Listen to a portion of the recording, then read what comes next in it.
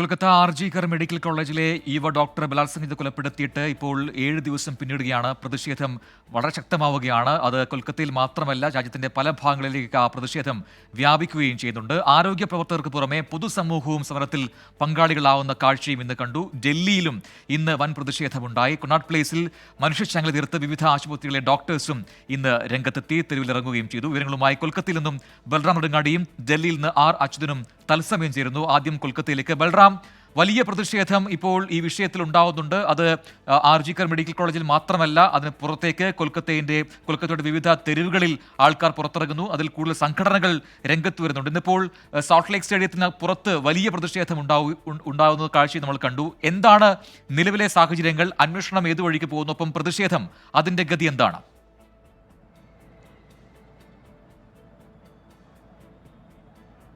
പ്രജിൻ, ഞാനിപ്പോൾ ഉള്ളത് ആർജിക്കർ മെഡിക്കൽ കോളേജിലാണ്. ഇവിടെ ഈ കഴിഞ്ഞ ഒരാഴ്ചയിലേറെ ആയി തുടർന്നു വരുന്ന പ്രതിഷേധം തുടരുകയാണ്. ഇപ്പോൾ ഈ കൊല്ലപ്പെട്ട ഡോക്ടറുടെ ചിത്രത്തിന്, പ്രതീകാത്മക ചിത്രത്തിന് മുന്നിൽ മെഴുകുതിരികൾ കത്തിച്ചു വെച്ചുകൊണ്ട് ആ വിദ്യാർത്ഥികളുടെ, ഡോക്ടർമാരുടെയും നേതൃത്വത്തിലുള്ള പ്രതിഷേധം ഇവിടെ നടന്നു വരുന്നു. ഇന്ന് ഏറ്റവും വലിയ പ്രതിഷേധം കൊൽക്കത്തയിൽ നടന്നത് സാൾട്ട് ലേക്ക് സ്റ്റേഡിയത്തിന് മുന്നിലാണ്. ഇന്ന് പ്രതിഷേധം ഉണ്ടാകാനുള്ള സാധ്യത കണക്കിലെടുത്ത് പോലീസ് മത്സരത്തിന് അനുമതി നിഷേധിച്ചിരുന്നെങ്കിലും പ്രതിഷേധം തന്നെയായിരുന്നു ഈ മത്സരത്തെക്കാൾ ഏറെ ഫുട്ബോൾ ആരാധകർ ഉദ്ദേശിച്ചിരുന്നത്. അവർ 100,000-ഓളം വരുന്ന ആളുകളാണ് ഇന്ന് സാൾട്ട് ലേക്ക് സ്റ്റേഡിയത്തിന്റെ 4 പാടുമായി ഒത്തുകൂടിയത്. പോലീസിന്റെ നിരോധനാജ്ഞ ലംഘിച്ച് പോലീസുമായി ഏറ്റുമുട്ടുകയും ഈ ഇരയ്ക്ക് നീതി ആവശ്യപ്പെട്ടുകൊണ്ട് ശക്തമായ മുദ്രാവാക്യങ്ങൾ ഉയർത്തുകയും ചെയ്തു. ഫുട്ബോൾ താരങ്ങളെ, മുതിർന്ന താരങ്ങളെ ഉൾപ്പെടെയുള്ളവരെ പോലീസ് കസ്റ്റഡിയിലെടുത്തെങ്കിലും അവരെ പോലീസ് വാഹനം വളഞ്ഞുകൊണ്ട് മോചിപ്പിക്കുകയായിരുന്നു ആരാധകർ. മണിക്കൂറുകളോളം കൊൽക്കത്തയിലെ ഗതാഗതം സ്തംഭിക്കുന്ന സാഹചര്യം ഇതിനെ തുടർന്ന് ഉണ്ടായി. അതേസമയം പോലീസിന്റെയും CBIയുടെയും അന്വേഷണം പുരോഗമിച്ചുകൊണ്ടിരിക്കുകയാണ്. CBI ഇന്ന് തുടർച്ചയായി 3-ാം ദിവസവും ഈ കോളേജിന്റെ മുൻ പ്രിൻസിപ്പൽ സന്ദീപ് ഘോഷിനെ ചോദ്യം ചെയ്തു വരികയാണ്. ഏതാണ്ട് 27-ാം മണിക്കൂറിലേക്ക് ചോദ്യം ചെയ്യൽ കടന്നിരിക്കുന്നു. നേരത്തെ ഇയാൾ നൽകിയ മൊഴികളും മറ്റുമായി ഈ മൊഴികൾ ചില വൈരുദ്ധ്യമുണ്ട് എന്നാണ് CBI വ്യക്തമാക്കുന്നത്. ഇയാളുടെ മൊബൈൽ ഫോൺ രേഖകൾ കൂടാതെ ബാങ്ക് അക്കൗണ്ട് വിവരങ്ങൾ തുടങ്ങിയവ CBI പരിശോധിച്ചിട്ടുണ്ട്. ഇത് കൂടാതെ തന്നെ മറ്റ് ആരെല്ലാമാണ് ആശയവിനിമയം നടത്തിയത്, മറ്റു മാർഗങ്ങൾ വഴി തുടങ്ങിയ കാര്യങ്ങൾ ഉൾപ്പെടെ CBI അന്വേഷണ വിധേയമാക്കിയിട്ടുണ്ട്. ആശുപത്രിയിലെ മറ്റ് വകുപ്പുകളിലെ ഡോക്ടർമാരുമായും CBI മൊഴി രേഖപ്പെടുത്തിയിരിക്കുന്നു. ഒപ്പം തന്നെ ഈ നിലവിൽ അറസ്റ്റിലായി ഇപ്പോൾ CBIയുടെ കസ്റ്റഡിയിലുള്ള പ്രതി സഞ്ജയ് റോയിയുടെ മാനസികാരോഗ്യ പരിശോധന CBI സംഘം നടത്തിയിട്ടുണ്ട്. ഡൽഹിയിൽ നിന്നെത്തിയ പ്രത്യേക സംഘമാണ് ഇത് നടത്തിയത്. ഇയാളെ മറ്റ് നുണ പരിശോധനയ്ക്കായി കോടതിയുടെ അനുമതിക്കായി ഉടൻ തന്നെ CBI നീക്കം നടത്തും. ഈ നടപടി നാളെ ഉണ്ടാകുമെന്ന സൂചനകളാണ് CBI വൃത്തങ്ങളിൽ നിന്നും ലഭിക്കുന്നത്. കൂടുതൽ പേരിലേക്ക് അറസ്റ്റ് ഉൾപ്പെടെ വരും ദിവസങ്ങളിൽ തന്നെ ഉണ്ടാകുമെന്നും അതിനു മുമ്പായി ശാസ്ത്രീയമായി ഒരു പിഴവുകളുമില്ലാത്ത രീതിയിൽ തെളിവുകൾ ശേഖരിക്കുകയാണ് ഇപ്പോഴത്തെ ലക്ഷ്യം എന്നുമാണ് CBI വൃത്തങ്ങൾ അറിയിക്കുന്നത്. CBI പരസ്യമായ ഈ കേസിന്റെ അന്വേഷണ പുരോഗതിയോ മറ്റുമായി ബന്ധപ്പെട്ട് യാതൊരു വിവരവും കൈമാറാൻ ഇതുവരെയും ഔദ്യോഗികമായി തയ്യാറായിട്ടില്ല. അതേസമയം പൂർണ്ണമായും രഹസ്യ സ്വഭാവത്തോടെയുള്ള ഒരു അന്വേഷണമാണ് CBI നടത്തുന്നത്. ഇന്നും മെഡിക്കൽ കോളേജിലെ ഈ കുറ്റകൃത്യം നടന്ന ബൽറാം, ഈ കൊല്ലപ്പെട്ട യുവ ഡോക്ടറുടെ കുടുംബം അവർ ഉന്നയിച്ച ആരോപണങ്ങൾ, അതിലിപ്പോൾ ഏതെങ്കിലും രീതിയിലുള്ള അന്വേഷണം നടക്കുന്നുണ്ടോ? അതിൽ ഏറ്റവും പ്രധാനപ്പെട്ട ഒന്ന്, തങ്ങളുടെ മകൾ കൊല ചെയ്യപ്പെട്ടത് മറ്റേതോ സ്ഥലത്ത് വെച്ചാണ്, ഒരു മുറിയിൽ വെച്ചാണ്. പിന്നീട് മൃതദേഹം ഈ സെമിനാർ ഹാളിലേക്ക് കൊണ്ടുവന്നിട്ടതാണെന്ന ആരോപണം ആദ്യം ഉയർന്നു. അതിൽ തെളിവായി അവർ പറയുന്നത് തൊട്ടടുത്ത് തന്നെ ഒരു നിർമ്മാണ പ്രവർത്തനം അത് വളരെ എളുപ്പത്തിൽ, വളരെ വേഗത്തിൽ തുടങ്ങി എന്നൊരു കാര്യം കൂടി പറയുന്നുണ്ട് ആ റൂമിനോട് ചേർന്ന്. ഒന്നത്. മറ്റൊന്ന്, ഈ മൃതദേഹം സംസ്കരിക്കുന്നതിൽ ഒരു തിടുക്കം കാട്ടി അധികൃതർ എന്നുള്ളതാണ്. വേറെയും മറ്റു 3 ബോഡികൾ ഉള്ള സമയത്ത് തന്റെ മകളുടെ മൃതദേഹമാണ് ആദ്യം സംസ്കരിക്കപ്പെട്ടത്. അതിലൊക്കെ ദുരൂഹത നിറയുന്നുണ്ട് എന്ന കുടുംബം പറയുന്നുണ്ട്. അപ്പോൾ അതിൽ ഏതെങ്കിലും രീതിയിലുള്ള അന്വേഷണം നടക്കുന്നുണ്ടോ ബൽറാം?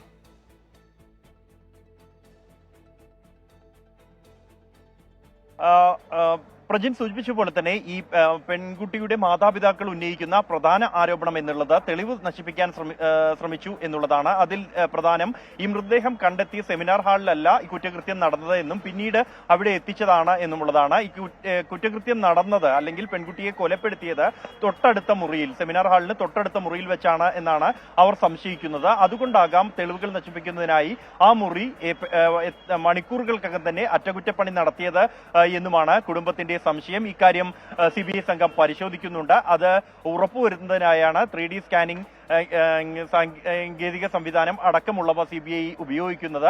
ഈ കഴിഞ്ഞ 3 ദിവസങ്ങളായി ഈ 3D സ്കാനിംഗ് വഴി ഉള്ള പരിശോധനകൾ ഈ ആശുപത്രിയിലെ കുറ്റകൃത്യം നടന്ന അല്ലെങ്കിൽ മൃതദേഹം കണ്ടെത്തിയ മുറിയിലും ഒപ്പം തന്നെ പെൺകുട്ടിയുടെ കുടുംബം ആരോപിക്കുന്ന തൊട്ടടുത്ത ഈ അറ്റകുറ്റപ്പണി പൂർത്തിയാക്കിയ മുറിയിലും CBI സംഘം നടത്തിയിട്ടുണ്ട്. ഏതെങ്കിലും തരത്തിലുള്ള ശാസ്ത്രീയമായ തെളിവുകൾ ഈ ആരോപണങ്ങളെ ശരിവെക്കുന്നത് ലഭിക്കുന്നുണ്ടോ എന്ന് പരിശോധിച്ചു വരികയാണ് CBI. ഒപ്പം തന്നെ ഈ പെൺകുട്ടിയുടെ മൃതദേഹം സംസ്കരിച്ചതുമായി ബന്ധപ്പെട്ട 3 മൃതദേഹങ്ങൾ ഉണ്ടായിട്ടും ഏറ്റവും ആദ്യം ഈ കുട്ടിയുടെ മൃതദേഹം സംസ്കരിച്ചു എന്നും അത് എത്രയും പെട്ടെന്ന് തന്നെ മൃതദേഹം സംസ്കരിച്ച് തെളിവുകൾ നശിപ്പിക്കുന്നതിന്റെ ഭാഗമായി നടത്തിയ ഒരു നീക്കമാണ് പോലീസിന്റെ ഭാഗത്തു നിന്നും എന്നും കുടുംബം ആരോപിച്ചിട്ടുണ്ട്. ഇക്കാര്യങ്ങൾ ഉൾപ്പെടെ ഈ മൃതദേഹം സംസ്കരിക്കുന്ന ഘട്ടത്തിൽ ഇടപെട്ട മറ്റു ഉദ്യോഗസ്ഥർ അടക്കമുള്ള ആളുകളുമായി CBI സംഘം സംസാരിച്ച് അവരിൽ നിന്നും മൊഴി രേഖപ്പെടുത്തുന്നുണ്ട്. പെൺകുട്ടിയുടെ കുടുംബം ഉന്നയിച്ച ആരോപണങ്ങളിലെല്ലാം തന്നെ ആ കുടുംബത്തിന് ബോധ്യമാകുന്ന രീതിയിൽ വ്യക്തത വരുത്താനുള്ള നടപടികൾ ഉണ്ടാകുമെന്നാണ് CBI വൃത്തങ്ങൾ അറിയിക്കുന്നത്. പ്രജിൻ. ശരി, ബൽറാം നെടുങ്ങാടിയാണ് കൊൽക്കത്ത RG കർ മെഡിക്കൽ കോളേജിൽ നിന്നുള്ള ഏറ്റവും പുതിയ വിവരങ്ങൾ പങ്കുവച്ചത്. ഡൽഹിയിൽ നിന്നും അച്യുതൻ കൂടി ചേരുന്നു. അച്യുതൻ, ഇന്നിപ്പോൾ ഈ വിഷയം, അതിലെ പ്രതിഷേധം രാജ്യവ്യാപകമായി മാറുന്നുണ്ട്. അതിൽ ഏറ്റവും പ്രധാനപ്പെട്ട പ്രതിഷേധം നമ്മൾ കണ്ടത് ഡൽഹിയിലാണ്. കൊണാട്ട് പ്ലേസിൽ ഡോക്ടേഴ്സിന്റെ ഒരു വലിയ സംഘം തന്നെ എത്തിയിരുന്നു തെരുവിൽ. അവിടെ മെഴുകുതിരി കത്തിച്ചും ഒക്കെയുള്ള പ്രതിഷേധങ്ങൾ നമ്മൾ കണ്ടതാണ്. എന്താണ് ഡോക്ടേഴ്സ് സംഘടനകൾ ഇതിലെടുക്കുന്ന നിലപാട്? അവർ എന്ത് പ്രതികരണമാണെന്ന് നടത്തിയത്?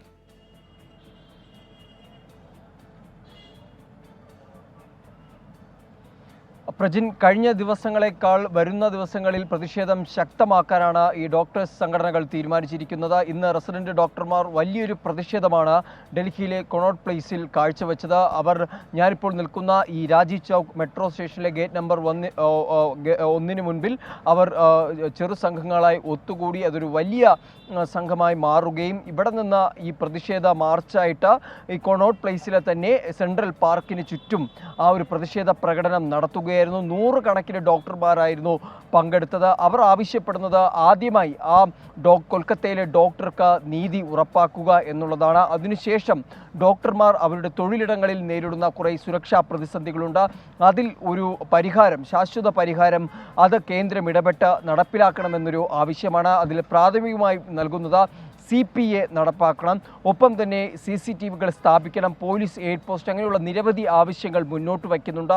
എന്നാൽ ആരോഗ്യ മന്ത്രാലയം ഇന്നലെ നടത്തിയ കമ്മിറ്റി, ഡോക്ടർമാരുടെ പ്രശ്നങ്ങൾ പരിഹരിക്കുമെന്നതിന് കമ്മിറ്റി രൂപീകരിക്കുമെന്നുള്ള കാര്യത്തിൽ അവർ അറിയിക്കുന്നത് നമുക്ക് വാക്കാലുള്ള ഉറപ്പുകൾ വേണ്ട, രേഖാമൂലം ഉറപ്പുകൾ നൽകണമെന്നുള്ളതാണ്. പക്ഷേ ഈ കേന്ദ്രത്തിൻ്റെ ഭാഗത്തുനിന്ന് അത്തരത്തിലുള്ള അനുകൂല നടപടികൾ ഉണ്ടാകാത്ത സാഹചര്യത്തിൽ പ്രതിഷേധവുമായി മുന്നോട്ട് പോവുകയാണ് ഡോക്ടർമാരുടെ സംഘടനകൾ. ഇപ്പോൾ ദൃശ്യങ്ങളിൽ കാണാം, ഈ ഡോക്ടർമാർ ഇവിടെ പ്രതിഷേധത്തിൻ്റെ ഭാഗമായി കത്തിച്ച മെഴുകുതിരികളാണ് എനിക്ക് പുറകിലുള്ളത്. വരുന്ന ദിവസങ്ങളിലും നാളെ നിർമ്മാൺ ഭവനിലെ ആരോഗ്യ മന്ത്രാലയത്തിന് മുൻപിൽ ഈ പ്രതിഷേധം ശക്തമാക്കാൻ കൂടി തീരുമാനിച്ചിട്ടുണ്ട്. എന്തായാലും പിന്നോട്ടില്ല എന്നുള്ളതാണ് ഡോക്ടർമാർ അറിയിക്കുന്നത്. ശരി, അച്യുതനാണ് ഡൽഹിയിൽ നിന്ന് വിശദാംശങ്ങൾ നൽകിയത്. രാജ്യവ്യാപകമായ രീതിയിൽ തന്നെ ഇപ്പോൾ ഡോക്ടേഴ്സ് ഈ വിഷയം ഏറ്റെടുത്തിട്ടുണ്ട്. അവർ വലിയ പ്രതിഷേധം ഉയർത്തുകയുമാണ്. എത്രയും പെട്ടെന്ന് ഇതിൽ നടപടി വേണം, ഒപ്പം തന്നെ ആ ഡോക്ടർക്ക് നീതി ഉറപ്പാക്കണമെന്നുകൂടി പറയുന്നുണ്ട്.